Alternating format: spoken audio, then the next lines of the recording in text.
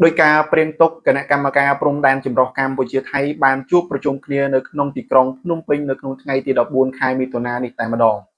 សូមបងប្អូនទាំងអស់គ្នាជួយចុច Subscribe នៅ Channel YouTube របស់ខ្ញុំម្នាក់មួយដើម្បីទទួលបាននៅដំណឹងឬជាព័ត៌មានល្អៗទាក់ទងជាមួយនឹងបញ្ហាប្រទេសជាតិឬជាពិភពលោកទាំងមូលតែម្ដង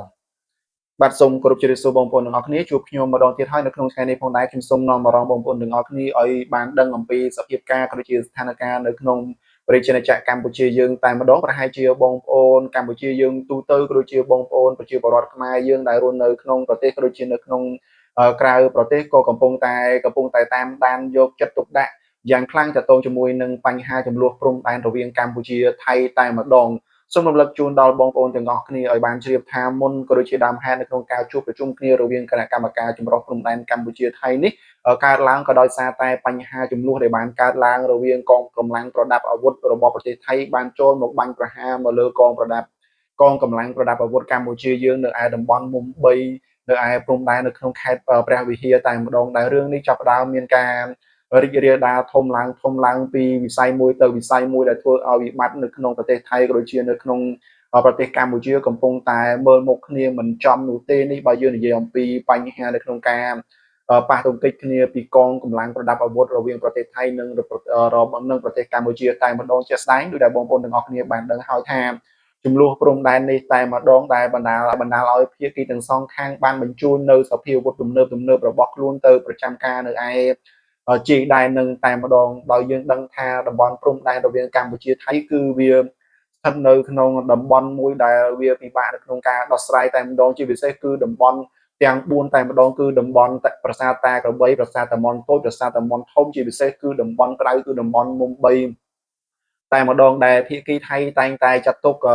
ទីតាំងនោះគឺជាទីតាំងដែលជាដែនដីរបស់ពួកគេតែម្ដងដែលជាហេតុនេះហើយដែលបានធ្វើឲ្យក្រមជាតិនិយមឬក៏ក្រមជ្រុលនិយមរបស់ប្រទេសថៃមួយចំនួនដែលមានការគ្រប់គ្រងអំពីសំណាក់មន្ត្រីយោធាផងដែរនោះតែងតែធ្វើការឡំប៉ាក៏ដូចជាទៅ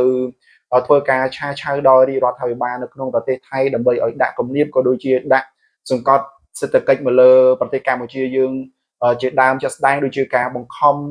ឲ្យពួកមន្ត្រីយោធានឹងឯងឲ្យបិទព្រំដែនរវាងកម្ពុជាថៃដែលធ្វើឲ្យបញ្ហាសេដ្ឋកិច្ចនៅក្នុងការដោះដូរពាណិជ្ជកម្មរវាងកម្ពុជាថៃនៅឯព្រំដែនកំពុងតែមានការជាប់កកស្ទះតែម្ដងនេះបើយើងនិយាយអំពីភាគីថៃទៅដោយឡែកចំពោះភាគីកម្ពុជាយើងតែម្ដងគឺបើតាមសេចក្តីថ្លែងការណ៍របស់រាជរដ្ឋាភិបាលទាក់ទងជាមួយនឹងបញ្ហាចំនួនព្រំដែនកម្ពុជាថៃរាជរដ្ឋាភិបាលតែងតែបង្ហាញនៅសុទិដ្ឋិនិយមនៅក្នុងការជួបពិភាក្សាជាមួយនឹងមន្ត្រីរាជរដ្ឋាភិបាលរបស់ប្រទេសថៃដើម្បីស្វែងរកនៅដំណោះស្រាយល្អៗដើម្បីធ្វើយ៉ាងណាឲ្យស្ថានភាពរបស់ប្រទេសទាំងពីរនេះមានភាពធូរស្រាលមកវិញក៏ប៉ុន្តែអ្វីដែលកម្ពុជាបានរំពឹងទុកអ្វីដែលកម្ពុជាចង់បានវាបែរជាមិនទទួលបាននៅលទ្ធផលមិនល្អទៅវិញដោយសារតែបញ្ហាល្អក់កកនៅក្នុងប្រទេសថៃតែម្ដងដោយសារតែពួកក្រមជ្រុលនិយមតែងតែធ្វើការបាតកម្មធ្វើការតវ៉ាដើម្បីឲ្យរាជរដ្ឋាភិបាលរបស់ប្រទេសថៃធ្វើការគៀបសង្កត់មកលើប្រទេសកម្ពុជាចាស់ស្ដែងការបិទព្រំដែនដោយឯកតោភាគីអំពីសំណាក់កងមន្ត្រីយោធារបស់ប្រទេសថៃដែលធ្វើឲ្យ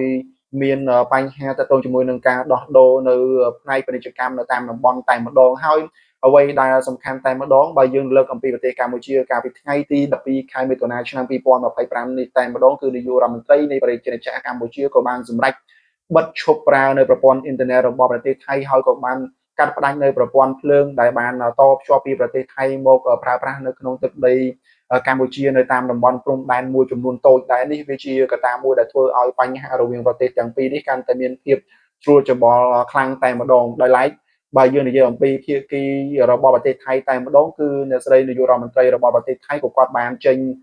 សេចក្តីថ្លែងការណ៍របស់ខ្លួនដោយបានបញ្ជាក់មកប្រជាជនកម្ពុជាថាប្រហែលជាកម្ពុជាយើងទទួលបាននៅព័ត៌មានមិនពិតដែលធ្វើឲ្យប្រជាជនកម្ពុជាបញ្ឈប់នៅក្នុងការទិញនៅកញ្ចប់អ៊ីនធឺណិតក៏ដូចជាការប្រើប្រាស់នៅភ្លើងអំពីសំណាក់ប្រទេសថៃតែម្ដងដោយលោកស្រីលើកឡើងថាវិធានការបែបនេះគឺមន្ត្រីរាជរដ្ឋាភិបាលមិនទាន់មានគម្រោងនៅក្នុងការដាក់ចូលដើម្បីធ្វើការកាត់ផ្តាច់នៅរាល់ប្រព័ន្ធសេវាអ៊ីនធឺណិតក៏ជាភ្លើងមកលើទឹកដីប្រទេសកម្ពុជានេះទេដោយលោកស្រីបាននិយាយថាបញ្ហាទាំងអស់នេះគឺស្ថិតនៅក្រោមការគ្រប់គ្រងរបស់ក្រុមប្រឹក្សាសន្តិសុខជាតិរបស់ប្រទេសថៃបើសិនបើមានបញ្ហាចំនួនព្រំដែនកាន់តែខ្លាំងនោះទើបអាចឈានដល់ការបិទនៅបញ្ហាការប្រើប្រាស់នៅប្រព័ន្ធអ៊ីនធឺណិតក៏ដូចជាប្រព័ន្ធភ្លើងមកលើប្រទេសកម្ពុជាយើង តែម្ដងបាទទោះបីជាអ្នកស្រីនាយករដ្ឋមន្ត្រីរបស់ប្រទេសថៃខំប្រឹងនិយាយយ៉ាងណាក៏ដោយក៏ប៉ុន្តែដោយដែលបងប្អូនទាំងអស់គ្នាបានតាមដាននៅរាល់ព័ត៌មាននៅក្នុងប្រទេសថៃបានដឹងស្រាប់ហើយថាព្រោះក្រមជ្រុលនិយមរបស់ប្រទេសថៃគឺតែងតែធ្វើការឡាំប៉ាក៏ដូចជាគៀបសង្កត់ឲ្យរដ្ឋាភិបាលរបស់ប្រទេសថៃធ្វើការគៀបសង្កត់មកលើរដ្ឋាភិបាលរបស់ប្រទេសកម្ពុជាតាមរយៈវិធីសាស្ត្រផ្សេងៗដើម្បីធ្វើយ៉ាងណាដើម្បីឲ្យ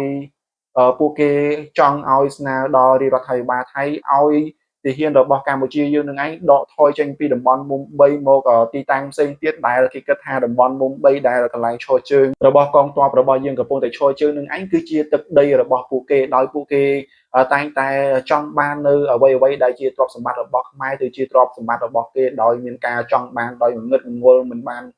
ស្វែងយល់អំពីសាវតាច្បាស់លាស់នៅតំបន់ក៏ដូចជាទីតាំងដែលខ្លួនចង់បាននឹងតែម្ដងដែលឡែកបើយើងនិយាយអំពីប្រជាជាតិកម្ពុជាយើងតែម្ដងកាលពីថ្ងៃទី13ខែមិថុនាឆ្នាំ2025នេះគឺប្រជាជាតិកម្ពុជាយើងបានសម្រេចបិទច្រកដូងឬក៏ច្រកឡែមដែលជាច្រកធំមួយរវាងច្រកកម្ពុជាថៃនៅក្នុងការដោះដូរពាណិជ្ជកម្មរវាងកម្ពុជាថៃដែលធ្វើឲ្យទំនិញថៃរាប់រយឡានដែលបានកកស្ទះនៅតំបន់ច្រកព្រំដែនដូងឬក៏ច្រកឡែមនឹងតែម្ដងដែលវាជាហេតុធ្វើឲ្យមានការតវ៉ាក៏ដូចជាធ្វើការបាតកម្មទៅដល់មន្ត្រីរាជរដ្ឋាភិបាលរបស់ប្រទេសថៃតែម្ដងដោយប្រជាពលរដ្ឋក៏ដូចជាអាជីវករមួយចំនួនបានធ្វើការស្នើសុំឲ្យរាជរដ្ឋាភិបាលរបស់ប្រទេសថៃទៅធ្វើយ៉ាងណាស្វែងរកនៅសន្តិភាពដើម្បីស្វែងរកនៅភាពល្អប្រសើររវាងកម្ពុជាថៃដើម្បីឲ្យមានការដោះដូរពាណិជ្ជកម្មរវាងគ្នានឹងគ្នាឲ្យមានភាពល្អប្រសើរឡើងតែម្ដងដោយដែលបងប្អូនទាំងអស់គ្នាបានជ្រាបហើយថាសម្បីតែសមាគមសេដ្ឋកិច្ចរបស់ប្រទេសថៃតែម្ដងក៏បានចេញសេចក្តីថ្លែងការណ៍របស់ខ្លួនដោយស្នើសុំឲ្យពួកមន្ត្រីយោធារបស់ប្រទេសថៃត្រូវតែបើកដោយច្រកព្រំដែនជាមួយនឹងកម្ពុជាឡើងវិញបើមន្ត្រីយោធារបស់ថៃនៅតែពន្យាពេលនៅក្នុងការបិទច្រកព្រំដែនរវាងកម្ពុជាថៃដោយកំណត់ពេលវេលាដូច្នោះវានឹងពិតជាខាតបង់នៅធនធានសេដ្ឋកិច្ចឬក៏វានឹងខាតបង់ប៉ះពាល់យ៉ាងខ្លាំងទៅដល់ប្រជាជនចក្រថៃនឹងតែម្ដងនេះបើយើងនិយាយអំពីបញ្ហានៃការខូចខាតទៅលើប្រព័ន្ធសេដ្ឋកិច្ចរបស់ប្រទេសថៃក៏ដូចជាប្រទេសកម្ពុជាយើងតែម្ដងដែលឡែកនៅក្នុងថ្ងៃទី14ខែមិថុនាឆ្នាំ2025នេះគឺជាថ្ងៃនៃការជួបចរចាគ្នារវាងគណៈកម្មការព្រំដែនចម្រុះកម្ពុជាថៃដែរគណៈកម្មការព្រំដែនចម្រុះកម្ពុជាថៃដែលសម្រាប់ភាគីកម្ពុជាតែម្ដងគឺត្រូវបានដឹកនាំទៅដោយឯកឧត្តមឡាំជារដ្ឋមន្ត្រីទទួលបន្ទុករដ្ឋលេខាធិការដ្ឋានកិច្ចការព្រំដែនកម្ពុជានិងភាគីថៃគឺលោកប្រាសាវិនឆៃដែលជាភាគីខាងប្រទេសថៃតែម្ដងដោយកិច្ចប្រជុំនេះគឺបានធ្វើឡើងនៅក្នុងថ្ងៃទី14ខែមិថុនាឆ្នាំ2025ដែលចាប់ផ្ដើមធ្វើការប្រជុំចាប់ពីម៉ោង 11:40 នាទីហើយបានបញ្ចប់នៅម៉ោង 4 រសៀលនេះតែម្ដងហើយគួររំលឹកក៏ដូចជាជម្រាបដល់បងប្អូនទាំងអស់គ្នាផងដែរថាមុននឹងការបើកកិច្ចប្រជុំនៅក្នុងថ្ងៃទី14ក៏ដូចជាម៉ោង 11:40 នាទីនេះគឺមានការបើកកិច្ចចរចាចង្អៀតមួយរវាងភាគីកម្ពុជាថៃមុននឹងកិច្ចប្រជុំនេះចាប់ផ្ដើមឡើងតែម្ដងដោយភាគីទាំងសងខាងគឺចូលរួមប្រជុំមានចំនួន5នាក់ដែលយើងពុំទាន់ដឹងថាលទ្ធផលក៏ដូចជាហៅអ្វីដែលគណៈកម្មការទាំងពីរបានលើកឡើងនៅក្នុងកិច្ចប្រជុំចង្អៀតនោះទេនេះបើតាមការផ្សព្វផ្សាយរបស់សារព័ត៌មាននៅក្នុងប្រទេសកម្ពុជាយើងវិញតែម្ដងបើយើងងាកអំពីលទ្ធផលនៅក្នុងការកិច្ចបើយើងងាកទៅមើលអំពីកិច្ចចរចារវាងគណៈកម្មការព្រំដែនចម្រុះកម្ពុជាថៃនៅក្នុងថ្ងៃនេះតែម្ដងបើយើងបានដឹងអំពី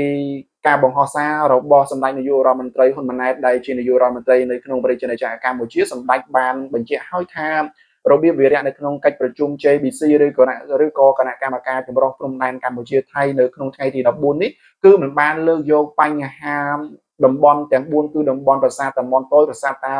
តំបន់ធំនិងប្រាសាទតាកបីជាពិសេសគឺតំបន់មុំ3យកមកដាក់នៅក្នុងកិច្ចប្រជុំរវាងគណៈកម្មការ JBC នោះទេហើយក៏មិនបានលើកយកពីបញ្ហា